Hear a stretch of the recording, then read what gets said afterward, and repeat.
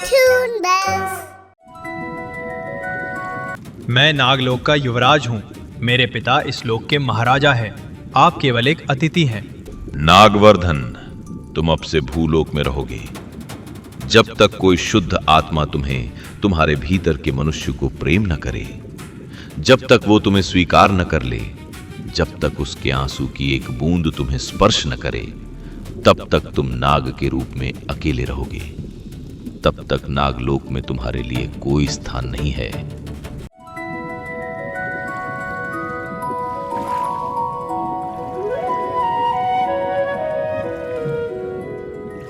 महाराज, युवराज नागवर्धन आज प्रजापालन की परीक्षा में उत्तीर्ण हो गए हैं। 100 नाग विद्वानों ने उनके ज्ञान की परीक्षा ली और वे सब में प्रथम रहे। जया जया नागवर्धन महाराज।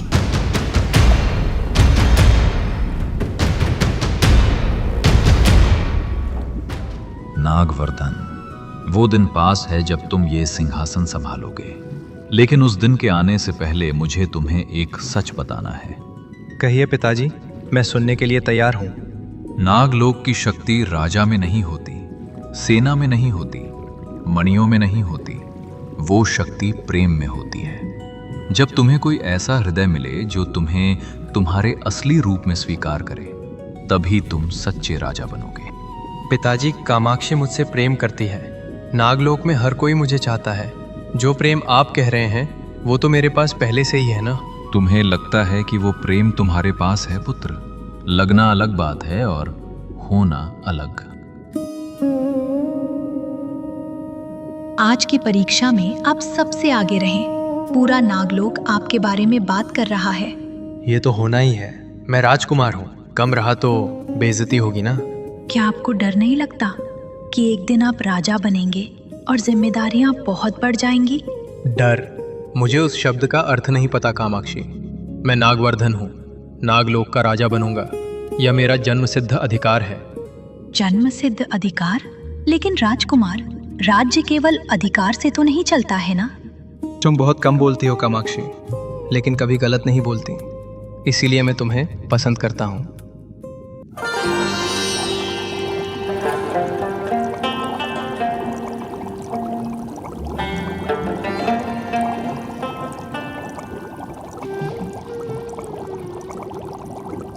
युवराज, आज आपका युद्ध कला का अभ्यास है ना? यहाँ क्या कर रहे हैं? गुरुदेव, इस प्राचीन ग्रंथ में भूलोक, पृथ्वी के बारे में बहुत कुछ लिखा है। क्या वे हमारे बारे में जानते हैं? कुछ लोगों को पता है।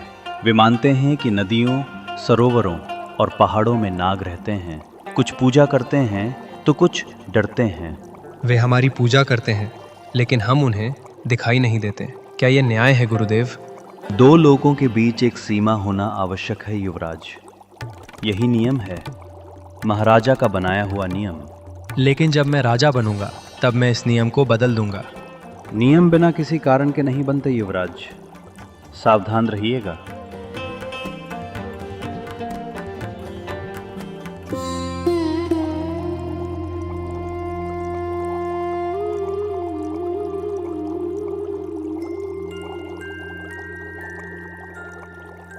वे वही हैं, हमारे ऊपर चल रहे हैं, हमारी नदियों में स्नान कर रहे हैं। उन्हें हमारे बारे में कुछ नहीं पता।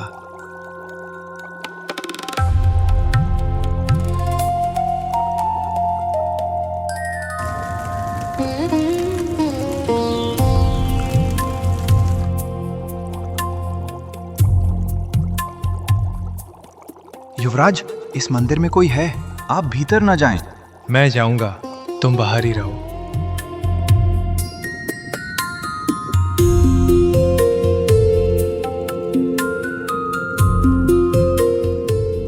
ऋषिंद्र, आप हमारे नागलोक में हैं। महाराजा की अनुमति के बिना आपको इस मंदिर का उपयोग करने की अनुमति किसने दी?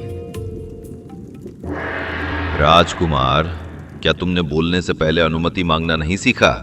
ये हमारा नागलोक है। यहाँ मेरे पिताजी राजा हैं। मैं होने वाला राजा हूँ। अनुमति मांगने की आवश्यकता आपकी है, हमारी नहीं।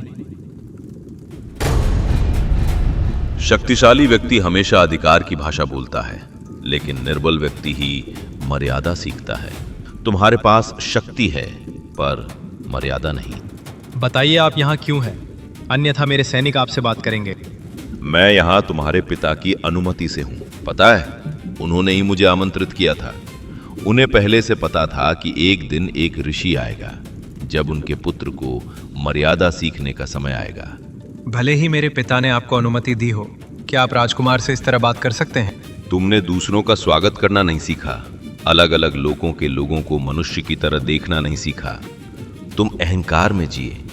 तुम राज्य करना चाहते हो पर तुम्हें यह नहीं पता कि प्रेम क्या होता है। आपको मेरा आकलन करने का कोई अधिकार नहीं है। अधिकार चाहिए तो योग्यता भी होनी चाहिए। तुम्हें मेरा आकलन करने की योग्यता नहीं है, पर मैं तुम्हारा आकलन कर सकता हूं। मैं नागलोक का युवराज हूँ। मेरे पिता इस लोक के महाराजा हैं। आप केवल एक अतिथि हैं। अतिथि इस तरह बात नहीं करते। युवराज का पद तुम्हें जन्म से मिला है। ये तुम्हारी महानता नहीं, तुम्हारे पिता की महानता है। मैं प्रजा पालन की परीक्षा में प्रथम आया हूँ। नागलोक में सब मेरा सम्मान करते हैं। मेरे ज्ञान और मेरी शक्ति पर कोई संदेह नहीं करता। लोग तुम्हारा सम्मान करते हैं, प्रेम नहीं। क्या तुम अंतर जानते हो? कामाक्षी मुझसे प्रेम करती है। क्या वो तुमसे प्रेम करती है या तुम्हारे पद से? अगर कल तुम राजा ना रहो, एक सांप बन जाओ और अकेले किसी नदी में रहो, क्या तब भी वो तुम्हारे साथ रहेगी? तुम्हें नहीं पता, यही तुम्हारी समस्या है। अपने पिता की छाया के बिना तुम कभी आगे नहीं बढ़े। सामान्य जनता के कष्ट क्या होते हैं ये तुमने कभी महसूस नहीं किया। जिस दिन तुम जनता के प्रेम का मूल्य समझ जाओगे, उसी दिन तुम सच्चे राजा बनोगे। तुम क्या करना चाहते हो? क्या मुझे सबक सिखाना चाहते हो? तुम मेरा कुछ नहीं कर सकते। मैं ऐसा करना नहीं चाहता नागवर्धन, लेकिन जो तुम्हारे साथ होना चाहिए वही होगा। ये तुम्हारे पिता की भी इच्छा है। उन्होंने कहा था कि मेरे पुत्र को एक सबक की आवश्यकता है। पिताजी? क्या पिताजी ने ही आपसे कहा? प्रेम करने वाला पिता कभी कभी कठोर भी होता है। तुम्हें यह अभी तक समझ नहीं आया? मुझे आपके सबक की जरूरत नहीं है। मैंने कभी कोई गलती नहीं की। मेरे राज्य में मैं ही राजा हूँ। मेरा फैसला ही आखिरी फैसला है। नागवर्धन, तुम अब से भूलोक में रहोगे। जब तक कोई शुद्ध आत्मा तुम्हें तुम्हारे भीतर के मनुष्य को प्रेम न करे, जब तक वो तुम्हें स्वीकार न कर ले, जब तक उसके आंसू की एक बूंद तुम्हें स्पर्श न करे, तब तक तुम नाग के रूप में अकेले रहोगे। तब तक नागलोक में तुम्हारे लिए कोई स्थान नहीं है। नहीं, यह अन्याय है। मैंने क्या गलती की है? बस थोड़ा घमंड से बात की, क्या उसके लिए इतनी बड़ी सजा? गर्व से बात करना पाप नहीं है नागवर्धन। गर्व के कारण किसी और का दुख न देख पाना, वो पाप है। तुम्हें एक बार भी किसी और की पीड़ा महसूस नहीं हुई। राजा बनने के लिए वो जानना जरूरी है। ऋषेंद्र, मुझे क्षमा कर दे। मैंने गलत बात की। मैं समझ गया हूँ। क्या कोई और मार्ग नहीं है? अब विनम्रता आई है, लेकिन ये डर की वजह से है। मुझे ये नहीं चाहिए। बिना डर के, बिना पद के जब सब कुछ खो जाए, तब जो असली विनम्रता आती है उसे सीखो नागवर्धन, तब वापस आना।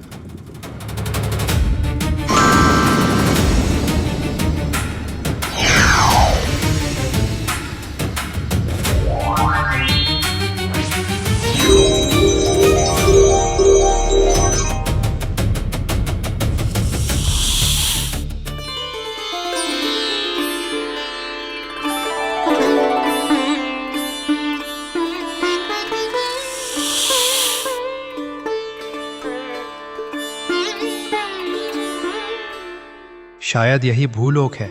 यहाँ मैं एक नाग हूँ। यहाँ के लोग मेरा नाम नहीं जानते, मेरे नागलोक के बारे में नहीं जानते। उन्हें नहीं पता कि मैं एक राजकुमार हूँ। उन्हें बस एक ही चीज़ दिखती है, नाग।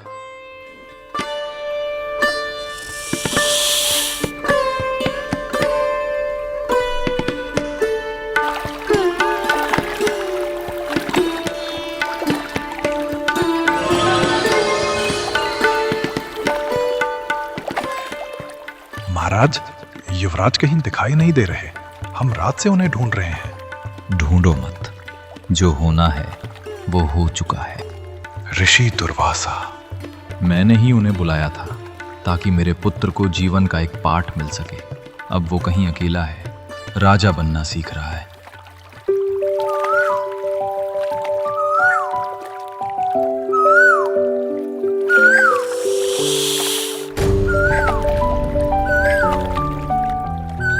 वे मुझे देखकर डर रहे हैं, जबकि मैंने उन्हें कोई हानि नहीं पहुंचाई।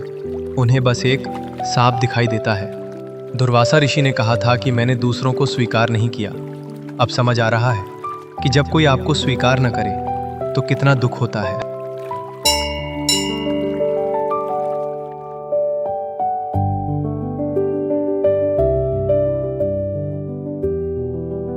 नागलिंगेश्वर, मेरा बेटा बहुत बीमार है।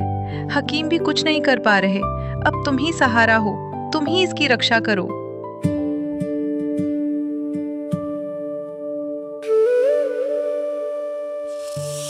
नागदेव, क्या आप सच में साक्षात नागदेव हैं? क्या मेरा बेटा बच जाएगा? वो मुझे देखकर भागी नहीं, उसने मुझे देव मानकर पूजा की। अब मुझे समझ आया, मनुष्य को मनुष्य की जरूरत है, सांप को सांप की। लेकिन जब कोई अकेला होता है तो हर किसी को एक साथ की जरूरत होती है।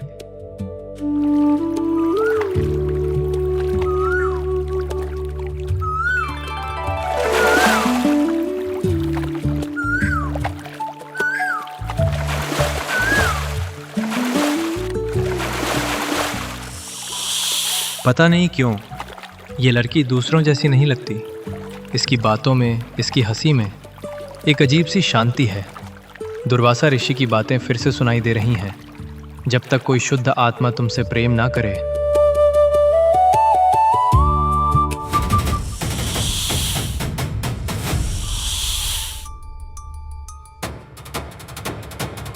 अनामिका, भागो, वो नाग है। डरो मत, मैं तुम्हें हानि नहीं पहुंचाऊंगा। तुम बोल रहे हो? हाँ, मैं बोल सकता हूँ। मुझे तुमसे एक वचन चाहिए। तुम्हें मुझसे विवाह करके मेरे नागलोक की महारानी बनकर आना होगा। यदि तुम मानोगी तभी मैं यहाँ से हटूंगा। तुम एक सांप से विवाह करने को कह रहे हो? ठीक है, जैसा तुम चाहो। पहले मुझे मेरे कपड़े दे दो। मेरे भाई आ गए तो तुम्हें मार डालेंगे।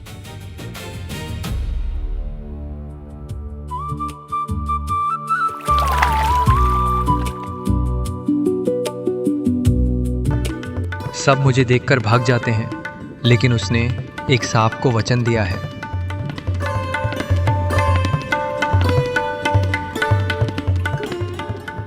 युवराज, क्या आप वापस आ गए? 10 वर्ष भूलोक में रहा हूँ। हर दिन एक नई सीख थी। वे मुझे देखकर भाग जाते थे। मैंने उन्हें कोई चोट नहीं पहुंचाई, फिर भी उन्हें मुझ पर विश्वास नहीं था। आप वापस मानव रूप में हैं। क्या शाप समाप्त हो गया? नहीं, नागलोक में ही मैं मानव रूप में रह सकता हूँ। बाहर निकलते ही फिर से सांप बन जाता हूँ। लेकिन मैंने रामापुर गांव की एक लड़की से वचन लिया है। वचन? एक लड़की है, अनामिका। वह मुझसे विवाह करने के लिए मान गई है। क्या वो मान गई? सच में? पता नहीं, लेकिन समय आने पर पता चल जाएगा। पहले मैं अपने पिता से मिलूंगा।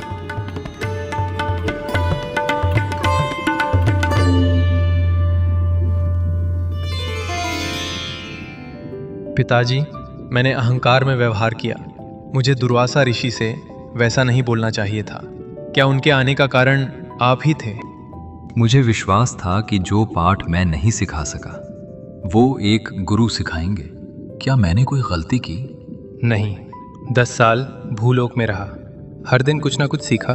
लोग मुझे देखकर डरे। मैंने उन्हें नुकसान नहीं पहुंचाया, फिर भी उन्हें विश्वास नहीं हुआ। एक वृद्ध महिला ने मुझे भगवान मानकर पूजा की। उस एक पल में मुझे समझ आया किसी को उसके असली रूप में स्वीकार करने का क्या अर्थ होता है। क्या अब समझ आया कि प्रेम क्या है? थोड़ा बहुत। अभी बहुत कुछ सीखना बाकी है। इसीलिए मैंने रामापुर की एक लड़की से वचन लिया है। क्या वो मान गई? मना लिया, लेकिन वो मुझे देखकर डर कर भागी नहीं, बल्कि खड़ी रही। इतना ही काफी है।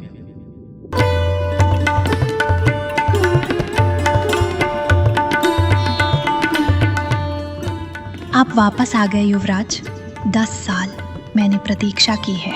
कामाक्षी, सुना है कि आपने किसी लड़की से वचन लिया है। क्या वो आपके लिए सही है? नहीं पता, लेकिन दुर्वासा ऋषि ने कहा था कि शाप केवल उसी के माध्यम से समाप्त होगा। तो फिर वही होना चाहिए। आपका नागलोक का राजा बनना ही सबसे महत्वपूर्ण है।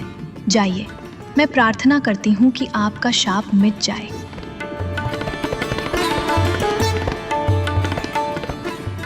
रामापुर में अनामिका नाम की एक लड़की है।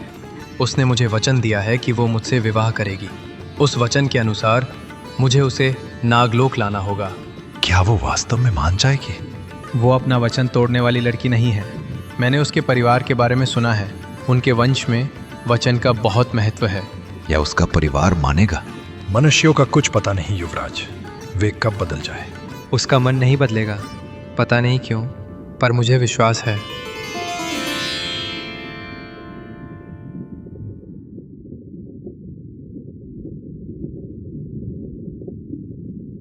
अनामिका, मैंने तुम्हें धोखा दिया, जबरदस्ती तुमसे वचन लिया। वो गलत था, लेकिन मुझे कोई और रास्ता नहीं दिखा। तुम नागलोक आओगी, मुझे देखोगी, तुम्हें समझ आएगा कि मैं सिर्फ एक सांप नहीं हूँ। उसके बाद क्या होना चाहिए ये मैं तय नहीं करूँगा। वो निर्णय तुम्हारा होगा, वही न्याय है।